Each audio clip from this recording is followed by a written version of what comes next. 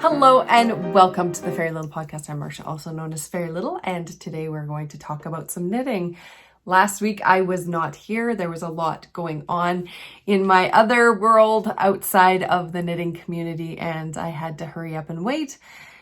So I did not have time to podcast, nor was I in the right mind frame to podcast. So I'm back and I'm really excited to share with you what I have finished, what I'm working on, and what I'm going to be casting on. Let me start with what I have been working on. This is being housed in a bag that was one of my prototypes when I first started making bags. This is pulled out because I didn't sew it in all the way. So it was like one of my very, very first bags. I have a little pull on that side, but it's a really cute little bag and I really like it. It fits quite a bit of things. I don't tend to show the bags that I've made myself because I don't have a bunch made up to sell, so I'm not doing that. I do have one finished sock. Well, it's not quite done. I haven't woven in the ends or blocked it yet. So this is one of my Slouchies socks.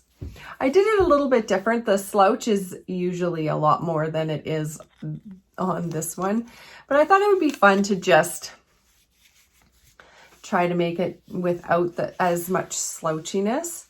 And I really like how it's turning out. So I finished this one. Last time I was working on it, I was in the heel flap. So I finished the foot and I cast on the next one, and I've gotten this far so far, and now I'm on the heel flap.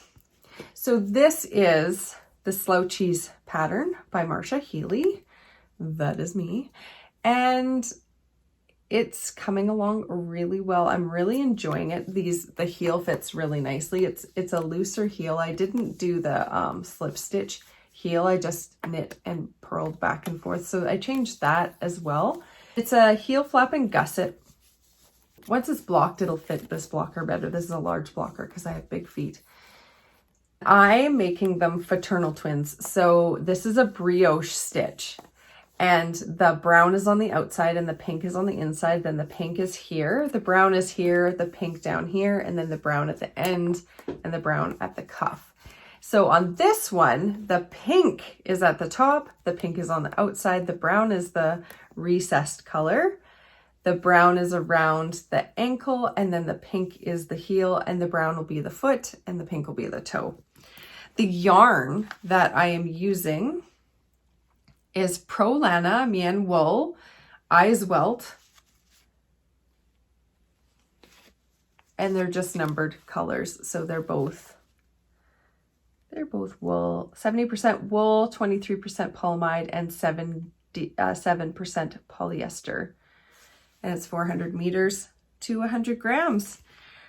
I'm using Hiya Sharps for my needles, and they're working out very nicely. I'm enjoying them. How I hold my needles, it kind of holds a bend, but I'm fine with it. They're coming along so beautifully, and I'm enjoying this knit. This is where it speeds up because I'm no longer doing the brioche, which the brioche, each row is doing 2 rows. So this is where it's going to be quick, and I will probably have these done for the next time you see them. The next thing I have is I've been working on a pair of socks for a friend who gave me a big box of books for my kids, and they said as a thank you I could knit them some socks. So I did just that. I'll put them on my thing here. I got them complete. I'm really happy with how they turned out. Their feet are bigger than mine, so I had to do a little bit of a larger size. This is the last time you are going to see them because they are going to their home. I'm going to take them with me today into town, and I will drop them off with their new owner. And the yarn is Zen Yarn Garden in the Jakey colorway. And I have about this much yarn left, And these are Hiya Sharps that I use, 2mm, because that is the size I always knit my socks with. So it's a nice little amount that I have left there as a scrap. The bag that I was using was a Socksetra bag, and she's no longer making bags or podcasting, but it was really nice to use this bag, and I just emptied it completely. So it is ready to be folded back up and go in my bag stash. That's awesome.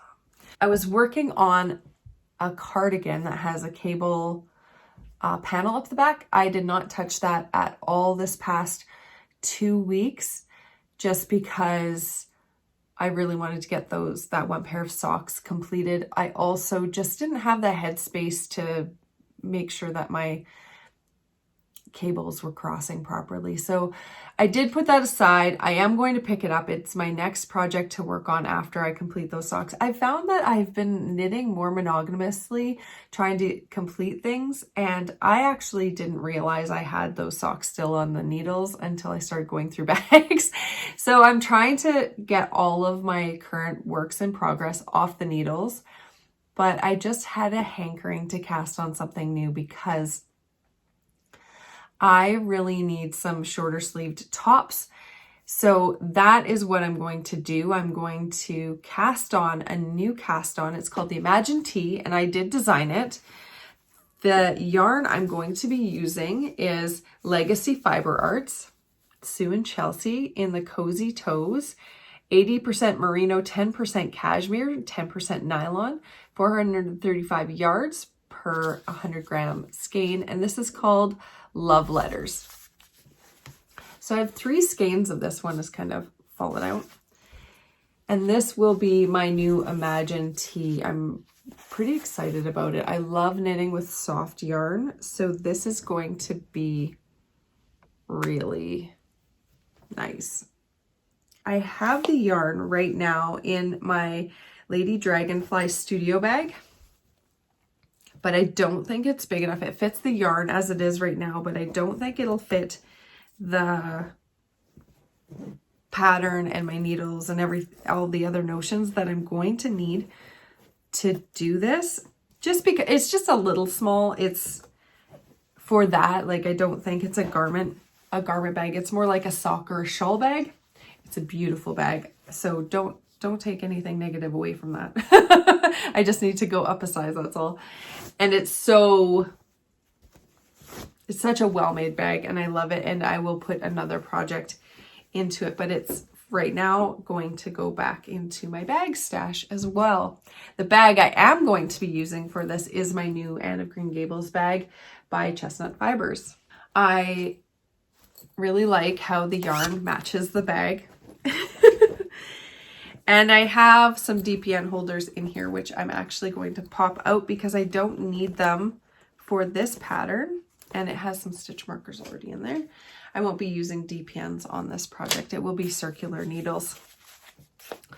That will be something I will be casting on and knitting up. I just need a couple more short sleeve tops that I can just kind of throw over something like this.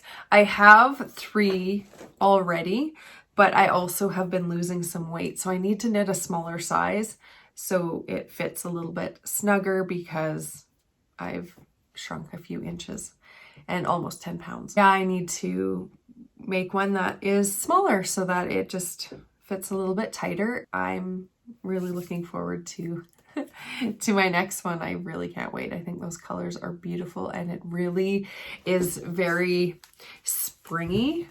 I feel like the little green and the specks of burgundy and purple and black in there, because the colors split.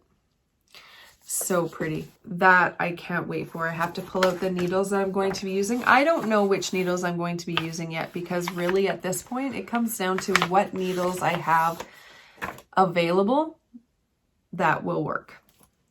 And that's what I'm going to base it on. It takes a 3.5 millimeter and a 3 millimeter needle. This is one of my Imagine Tees, and it is knit out of Riverstone yarn, which is really cute. Actually, I'm gonna throw this one on right now because it kind of goes with my dress.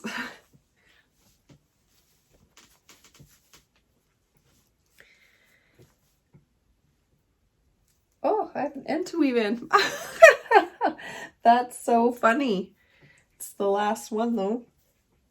There's only one end to weave in. Oh, and it's the up here end. I will be doing that today. Yeah, it's really cute. It's very comfortable. I don't really like things touching my neck, so like clothing. I don't really like clothing touching my neck, so it works really well for me as a sensory thing. I feel like, hi Sheldon, I feel like I'm being choked if I have things around my neck, and I just feel like I can't breathe even though I can, I know. I really like V-necks. They are my go-to now, or like square collars. I would like to design something actually with a square collar that comes down. That will probably be in the future. I think that's it for the knitting content today. So if that's all you were here for, thanks for joining me. And if you're interested in some jibber jabber, it's time to get jibber jabbering. My dog. Let's talk about him for a minute. He is 10 years old. Well, he'll be 10 years old in a month. He was adopted and had a really like super rough start to life. So he has like a wonky leg. He's got scars down his back. But because he has a wonky leg, he's also starting to lose his eyesight. This morning, he was trying to come down the stairs and he slipped and he fell halfway down the stairs. And I heard him falling, so I ran up to get him, and he'd stopped himself on one of the spindles on the staircase. And so I just put my hands on his chest. He's a golden lab mix. He looks golden lab, but he's mutt through and through. Once I put my hands on his chest right here in front of his legs, he relaxed, and then he took one step at a time, but he knew that he was safe because I was holding him. Poor guy. He does struggle with stairs now, and he won't go up them unless he's committing to go up them for a while. And then,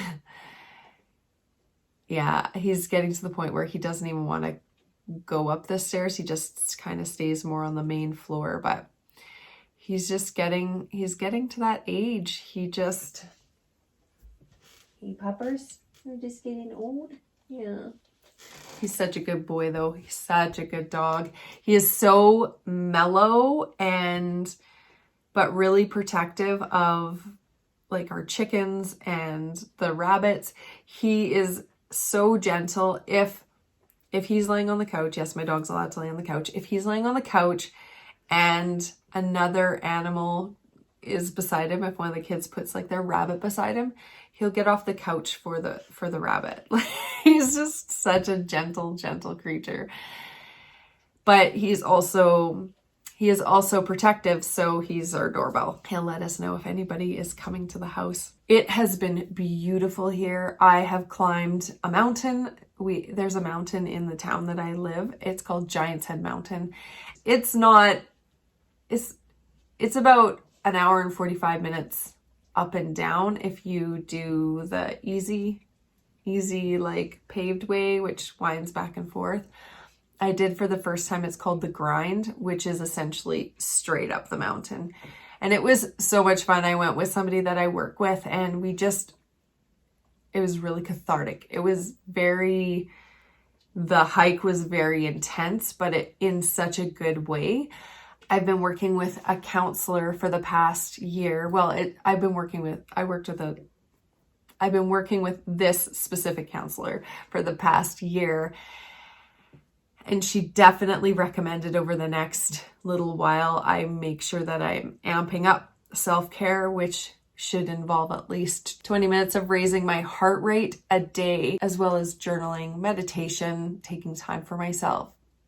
Doing self-care activities, which can include the scented bubble baths and stuff, but is also making sure that I'm not laxing on doing my responsibilities as well that are important for maintaining the house. I have been a lot more tired lately. I have been napping a lot more, and that's totally related to stress that I've been going through, but I'm really focusing on feeling everything and working through it and making a plan to do more physical activity so I work all of the yucky chemicals that are in my system out of my system. So I'm doing all of the things that I need to be doing. I've been eating better and taking vitamins and probiotics and drinking a lot of water. We spent time at the beach the other day, and that was really nice, getting a lot of vitamin D. I'm starting to get darker because I was in the sun, but I'm wearing sunscreen, so